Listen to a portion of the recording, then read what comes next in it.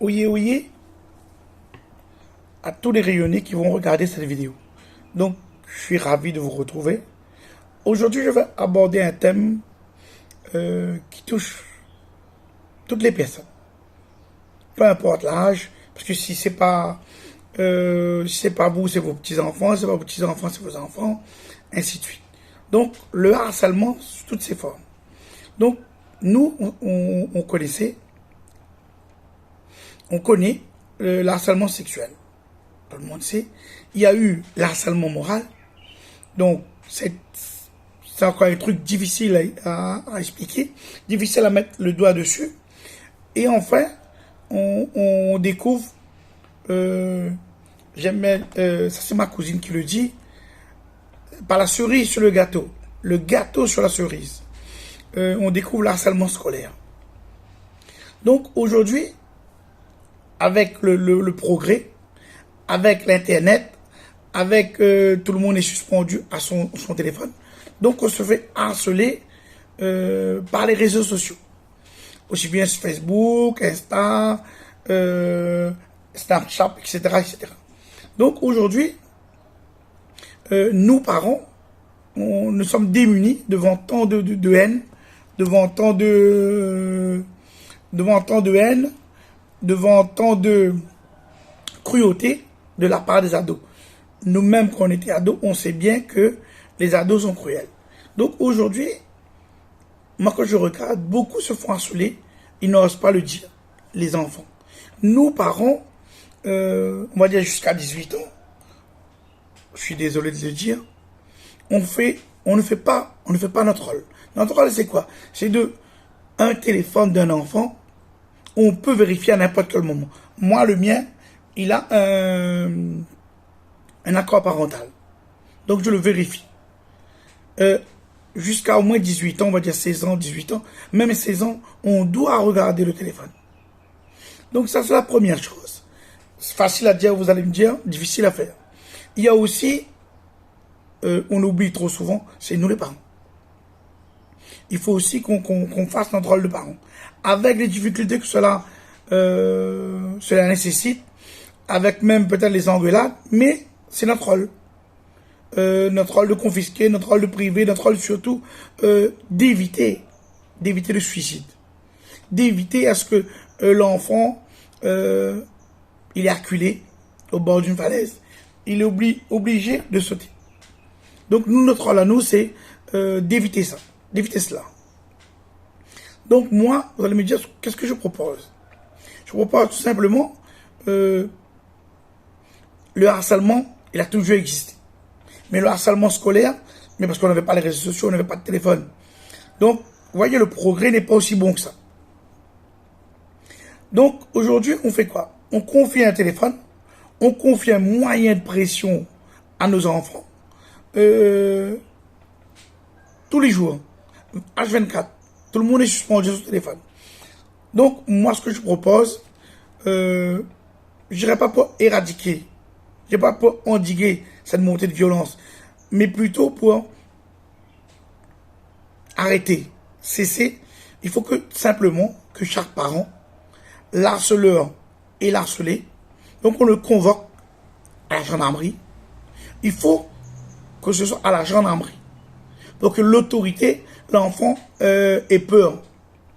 On le convoque à la gendarmerie et puis on lui dit tout simplement que là aujourd'hui, soit il arrête d'harceler mon gamin, ou soit il risque d'être présenté au grand mot, les grands remèdes, devant un tribunal pour enfants. Je vais vous dire pourquoi. Vous allez me dire, oui, il est catégorique, il est trop direct. Bon, on a plusieurs solutions.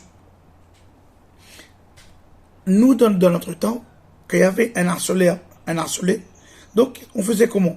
On était convoqué devant le principal, et moi, par exemple, je suis harcelé, l'harceleur arrive, sa maman ou son père, arrive lui met une baffe. Aujourd'hui, avec la loi qui protège l'enfant, on n'a même plus le droit de toucher son enfant. Sinon, il part à l'assistance sociale. Voilà où on en est aujourd'hui. Donc, Vous voyez cette loi où on protège l'enfant. C'est bien pour les enfants vraiment maltraités, mais c'est aussi pas bien pour nous qui avons vécu cela.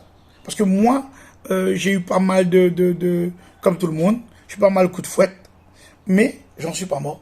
La preuve, je fais une vidéo, je vous parle de ça. Donc, ça c'est la première chose. La deuxième chose, on appelle les parents. Il n'y a rien qui se fait, et là on passe à l'étape 2. Parce que on coupe les allocations familiales. C'est comme ça. On coupe l'aide qu'on donne de l'État. Soit votre enfant rentre dans le grand, soit il ne rentre pas, donc on coupe l'aide de l'État. Voilà la deuxième chose. Parce que la troisième chose, en excluant l'enfant, et qu'est-ce qu'on va dire? Ah oui, on l'a exclu, aujourd'hui il n'a pas un travail, parce qu'il était exclu. Non, aujourd'hui, chacun doit prendre ses responsabilités. Et surtout, tout le monde doit parler d'une même voix.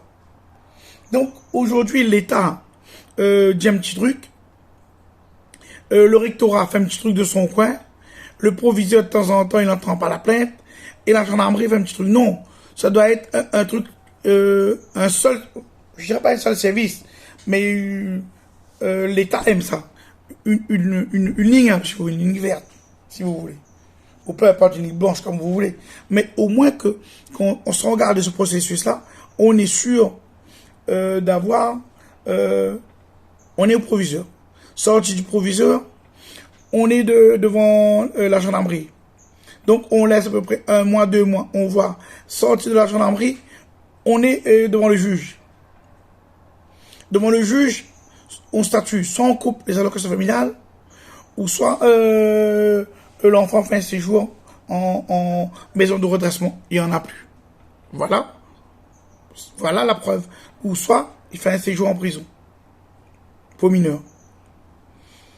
C'est seulement là on pourra éradiquer, je le dis bien, ou endiguer cette montée de violence.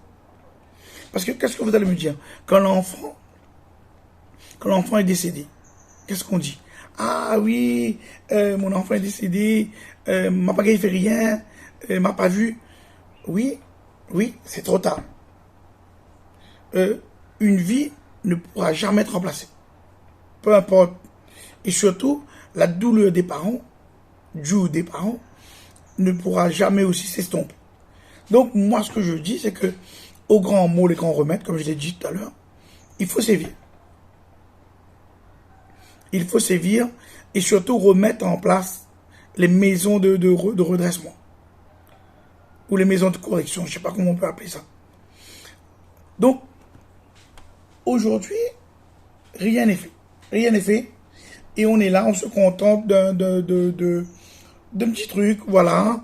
On appelle l'enfant ou le proviseur ne prend pas la plainte, ou la gendarmerie, on n'est pas habilité à prendre la plainte. Donc tout ça, pour vous dire que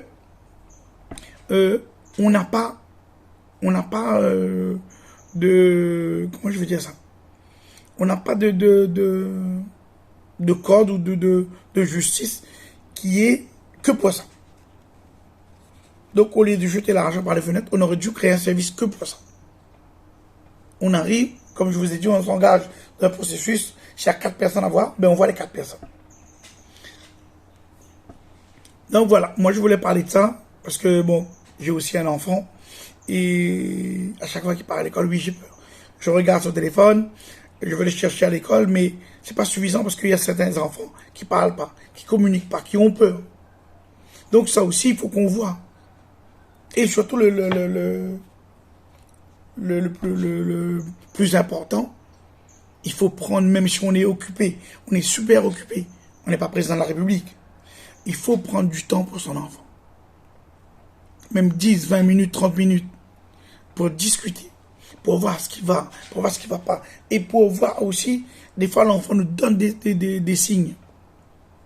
Mais il faut avoir du temps. Moi, je prends du temps pour mon enfant. Je prends du temps pour mes enfants. Je regarde, j'attends, j'écoute. Il faut aussi prendre du temps. Le travail, oui, mais rien ne vaudra. Moi, en tout cas, j'ai privilégié ça. rien ne vaut la famille. Surtout être à l'écoute de mes enfants et les accompagner du mieux que je peux. Donc voilà. J'espère que vous allez beaucoup à visionner cette vidéo et surtout à la partager. Je vous dis à bientôt et bonne semaine. Merci.